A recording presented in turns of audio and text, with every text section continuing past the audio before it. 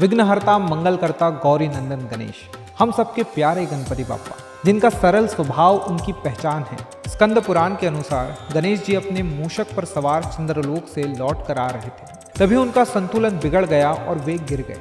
ये देखकर चंद्रदेव हंसने लगे और श्री गणेश का मजाक उड़ाने लगे। गणेश जी ने क्रोध में आकर चंद्रदेव को श्राप दे दिया कि उनकी रोशनी चली जाएगी और उसी पल पूरी दुनिया में अंधकार छा गया। चंद्रदेव शिवजी के पास पहुंचे और उनसे मदद मांगी। तब शिवजी के कहने पर गणेश जी ने चंद्रदेव को उनकी रोशनी लौटा दी। चंद्रदेव ने अभिमान में आकर गणेश जी का अपमान किया था और यही कारण है कि आज भी गणेश चतुर्थी पर चंद्रमा को देखना अशुभ माना जाता है। गणेश जी और उनके रूप से जुड़ी ऐसी कई अनसुनी कहानियां हैं। गणेश जी के वाहन जो हर वक्त उनके साथ में रहते हैं। गणेश जी ने मूषक पर बैठकर ही शिव जी और पार्वती जी के आसपास 3 चक्र लगाकर प्रतियोगिता जीती थी। अगर आप इस कहानी के बारे में जानना चाहते हैं तो हमारा ये वीडियो देखिए। लेकिन एक छोटा सा चूहा गणेश जी का वाहन कैसे हो सकता है, इसके बारे में हमें गणेश पुराण से पता चलता है कि कैसे गणेश जी ने चूहे पर सवार होकर उन्हें अपना वाहन बनाया।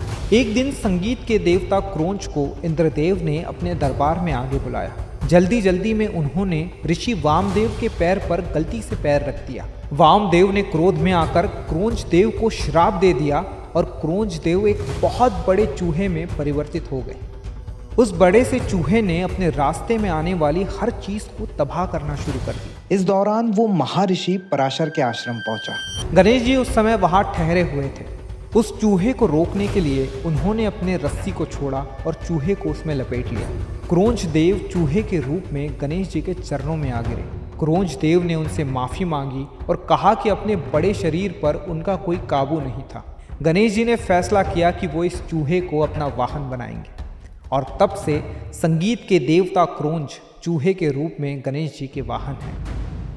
गणेश जी के अनेक नामों में से एक नाम है मोदक प्रिय, यानी कि जिन्हें मोदक बहुत प्रिय है। अक्सर मंदिरों में और घरों में लोग गणेश जी को मोदक का भोग लगाते हैं। गणेश जी को मोदक प्रिय होने के पीछे कथा है जो शुरू होती है ऋषि अत्रि के आश्रम से। एक समय की बात है जब भगवान शिव, देवी पार्वती और गणपति जी महर्षि अत्रि के आश्रम पधारे। ऋषि अत्रि और उनकी पत्नी अनुसुया देवी ने उनका स्वागत किया और तीनों को भोजन के लिए आमंत्रित किया।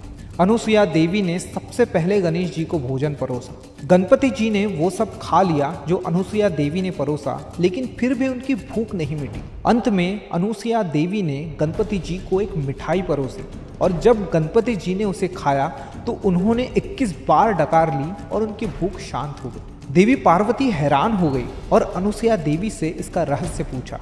तब देवी अनुसुया ने पार्वती जी को बताया कि ये एक मिठाई है जो चावल के आटे और गुड़ से बनी होती है और इसका नाम मोदक है और इसीलिए गणेश जी को भोग लगाते समय मोदक को दूसरे प्रसाद से अधिक महत्व दिया जाता है।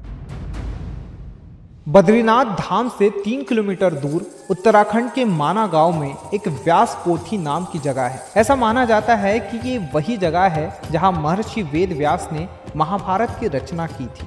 महाभारत दुनिया की सबसे लंबी कथाओं में से एक है। इतनी लंबी कथा को अकेले लिखना महर्षि व्यास के लिए बहुत कठिन था और इसीलिए उन्होंने गणेश जी से इसे पूरा करने के लिए मदद मांगी। गणेश जी ने उनकी प्रार्थना स्वीकार की, पर साथ ही एक शर्त रख दी। ऋषि व्यास को बिना रुके लगातार महाभारत की कथा सुनानी होगी। अगर वे कहीं भी रुक गए तो गणेश जी भी उसी समय रुक जाएंगे। महर्षि वेदव्यास जी ने शर्त को स्वीकार कर लिया, लेकिन उन्होंने भी एक शर्त रख दी कि गणेश जी तभी लिखेंगे जब उन्हें कहे गए शब्दों का अर्थ समझ आएगा। गणेश जी ने शर्त को स्वीकार कर लिया। ऋषि वेदव्यास कथा कहते जा रहे थे और गणेश जी उसे लिखते जा रहे थे। कहते हैं कि जब भी वेदव्यास को कुछ देर आराम करना होता वो कठिन शब्दों का इस्तेमाल करते ताकि उन्हें समझने में गणेश जी को समय लगे। ऋषि व्यास इस दौरान कुछ पल का आराम लेकर आगे की रचना करते। ऐसा भी कहा जाता है कि महाभारत लिखते समय गणेश जी जिस मोर पंख का इस्तेमाल कर रहे थे वो टूट गया। तब गणेश जी ने अपना एक दंत तोड़ दिया और उसी से लिखना शुरू किया। ये इस बात का प्रतीक है कि ज्ञान प्राप्त करने के लिए किया गया कोई भी त्याग बड़ा नहीं होता। तो ये थी गणेश जी और उनके रूप से जुड़ी कुछ अनसुनी कथाएं। अगर आपके पास भी ऐसी कुछ कहानियां हैं तो हमें कमेंट सेक्शन में ज़रूर बताइएगा। And don't forget to subscribe to Raj for more अनकही, अनदेखी और अनसुनी कहानी।